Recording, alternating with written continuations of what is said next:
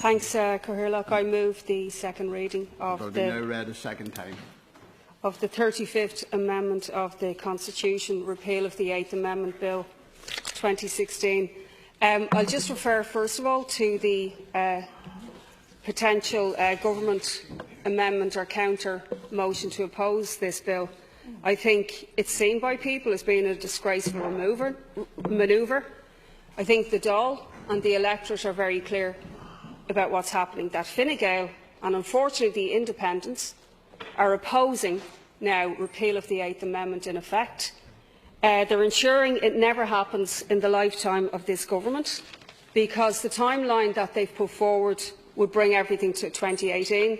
This government hopefully won't even be in existence at that point, and certainly the arrangement with Fianna Fáil would suggest that. Now, it isn't surprising, given that some of the architects of the 8th Amendment itself are still key figures in this government. Obviously the Taoiseach and one of his leading ministers, Minister Noonan. But what will enrage and anger many women and young people is that independents who are elected on a platform of repealing the 8th Amendment and on a lifetime commitment to opposition to whips are now buckling under a whip and actually kicking this issue to touch. And so women must wait, and also so much young people who are very impatient now to downgrade the Church's grip on people's lives. Now, in 1983, in the debate on the 8th Amendment, there was a Salem-style atmosphere in this House. A whole host of TDs spoke about a holocaust of the unborn. There was obviously no regard whatsoever for women in crisis pregnancies, with a few very notable exceptions in the Shannon and in other places. Today we have a very different debate, Ministers, because this is about bodily autonomy, which is a concept that is now increasingly demanded by the population. So no, we don't think that an embryo or a fetus should have equal status to a woman, a live woman in our constitution. The momentum for repeal has been increasingly obvious. We've had the Mazer mural, the repeal jumpers, Two Women Travel. We've had the historic 25,000 March for Choice. And I salute, and as does the Socialist Party and the Anti Austerity Alliance, particularly young people who have made a decision that they're going to fight to bring change on this issue. They've been inspired by the marriage equality campaign last year. They're not going to accept your Irish solution to the Irish problem tonight.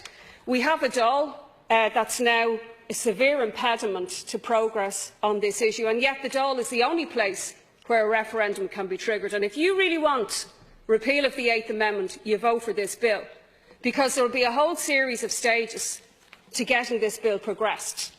And if that's what you want, you vote for it. Meanwhile, the Citizens' Assembly can deliberate. And I would say to the people who are involved in the repeal movement, we have to continue the pressure to end the possible stymieing of a very important issue. We need to look no further than Poland, where hundreds of thousands of women and men have come out onto the streets and forced their government to change. Now, in the past 2 months, we've seen another trend.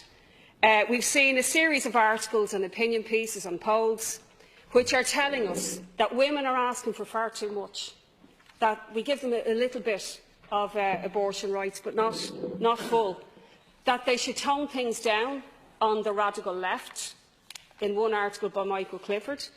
By the way, the left is the only force in this country that's ever championed repeal and pro-choice, and including in 1983, the 3 left TDs tried to prevent the madness that engulfed this Dáil.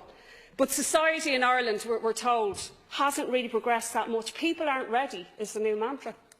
And we are told we must continue with the slow pace of incremental change that's been the hallmark of Irish society for decades, but people are not prepared to do that. Now, Minister Catherine Zappone now tells us that there's not enough support for a pro-choice position. I mean, if the civil rights movement in the 1950s in America had listened to that in the racist southern states, we'd be a long way behind where we even are. And even if it was the case that only a minority of people are pro-choice, it doesn't preclude us asking for what's necessary, which is legislation to deal with the 12 women who leave this state every single day. The Minister tweeted a couple of them recently, and including 3 women in this country accessing medical abortion pills through Women on Web and having abortions in their own homes, 1,000 abortions in Ireland. That will continue legally or illegally, whether a referendum is called or not. And that's what you have to stand over. I would remind the Government that this is the 4th anniversary of the death, tragically, of Savita Halappanavar.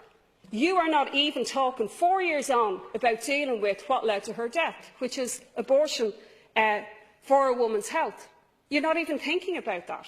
It's quite incredible, the slow pace of change that you want people to accept. I don't think that it is the case. I think if we had a referendum to repeal the 8th, we would win a majority to that position.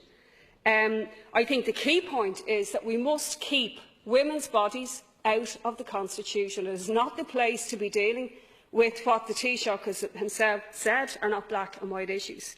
It isn't normal to do so, and it's been a disaster for 33 years, has acted as a chilling effect on doctors, particularly in the case of Savita, but many others. Now, some parties are actually suggesting that abortion for a woman's life being at risk, rape and fatal fetal abnormality is an adequate response to what's needed, and we totally reject that, and we put forward the idea we must repeal the odious 8th Amendment and then legislate for what's needed. And I would also argue that the people who are arguing that not too fast, let's have a slow and steady pace, aren't in touch with the popular mood. It's only 3 years ago that people sitting over there thought it was fine to bring in a 14-year jail sentence for a woman having an abortion. Nobody in society thinks that's acceptable. I think the commentators in the media did not predict either the massive turnout there would be in working-class communities in relation to the marriage equality referendum.